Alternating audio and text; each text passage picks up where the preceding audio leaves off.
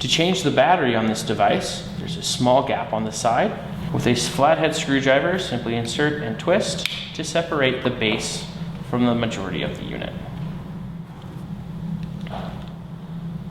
With the smaller part in your hand, continue to use your flathead screwdriver to open it up and reveal the parts inside. Parts should be able to come out into your hand.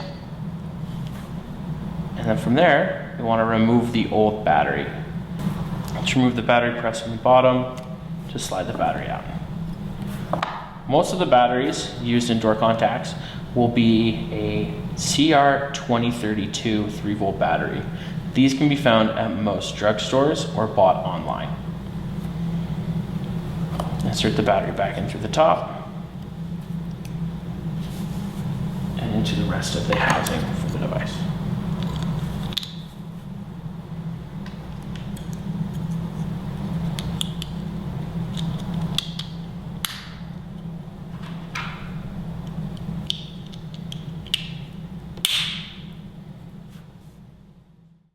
The Interlogix wireless door contact has a small notch on the side to indicate where the magnet needs to align with the sensor. When realigning your sensors, there's always going to be two parts, a larger part which is the sensor and a smaller part that is the magnet.